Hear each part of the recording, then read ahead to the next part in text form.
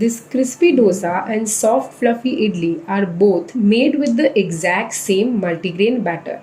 Because of the fermentation process, any idli or dosa batter is full of probiotics and vital micronutrients, but this multigrain batter is even more nutritious because of the added benefits of bajra, ragi, jawar, barley and maize that we are going to add to it. Also, this recipe is very simple because I'm just going to use ready-made flours to make this batter instead of grinding the cereals. It is very easy and a simple recipe, and I'm also going to share with you how you can make this recipe your own and customize it to make to suit your taste. But before I begin making this recipe, don't forget to subscribe to my channel and also hit on the bell icon.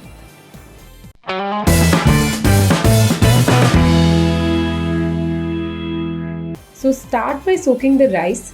I have used raw Sona Masuri rice here, but you can also use parboiled idli rice or kolam rice. And soak this for 3 to 4 hours or overnight. Similarly, soak the urad dal or the black gram lentils. To make this batter, I have used the cereal to dal ratio of 4:1. So for half a cup of dal, I have used 2 cups of cereals.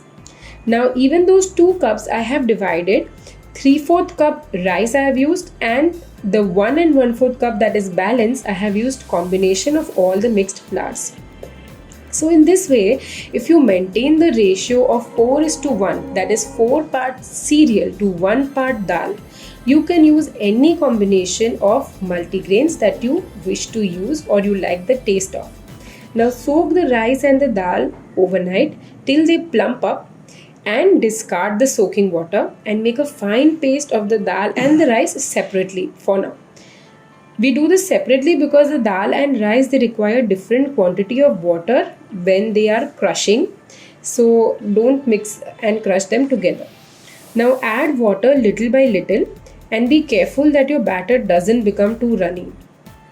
I am going to crush this in a mixer, but you can also use a wet grinder. In fact, using a wet grinder is better because it doesn't heat up the batter and it makes the dal, especially the dal, very fluffy in the grinding process itself. Even in the mixer, you be careful that while crushing the dal, you make a fine paste and let it become a little fluffy and airy. Now I have kept the batter slightly runny here because I am going to add dry multigrain flours to it, so they will absorb some of the water. But if you want, you can also use whole bajra, nachni and the other cereals, soak them with the rice and use them in the recipe. Just maintain the ratio of cereal to dal, but it will definitely be more cumbersome and time consuming to make it this way. Now I have used all the mixed flours here, which are actually very easily available in every grocery store, and you can also store them at your house and use it in other recipes, which you won't be able to do for a lot of cereals. Now I have also added some more water to adjust the consistency, but still keep it slightly thick, mainly because it will become more liquidy after fermentation, and also because you can always add water later on even after fermentation, but you will not be able to salvage the batter if it becomes too runny. I am just going to transfer this batter to the container in which I am going to ferment it. I am going to cover it and let it ferment for at least 6 to 8 hours. If you are making the batter in the evening, then you can let it ferment overnight. But if where you live it remains warm and you live in a temperate place, then it might, in summers, it might even ferment in 4 to 5 hours. So you need to keep a watch out for the fermentation.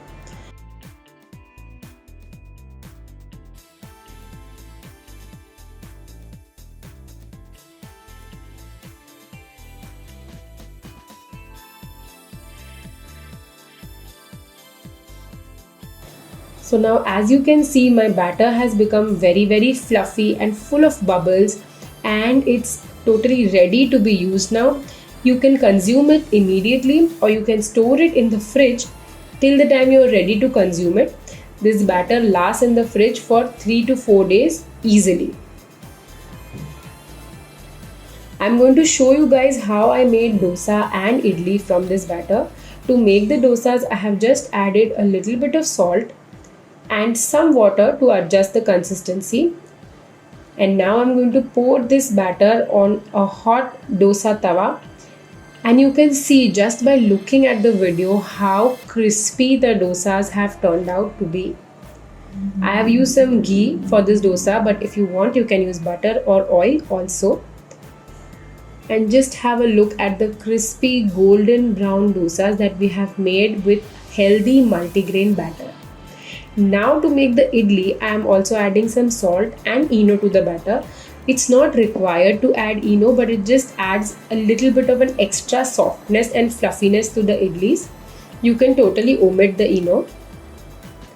And then I'm going to pour the idli batter into the idli molds that have been oiled, and I'm going to steam it for 15 to 20 minutes.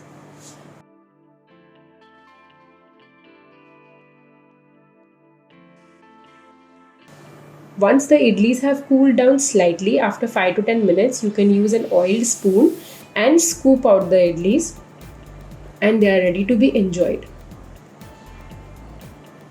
So I hope you guys have liked this recipe. For more such interesting recipes, don't forget to subscribe to my channel. You can also follow me on my other channel, that is Chef Hasti Hindi, for recipes in Hindi, and also follow me on Facebook and Instagram. I have shared the links in the description box. I'll see you soon with another interesting recipe. Till then, happy cooking!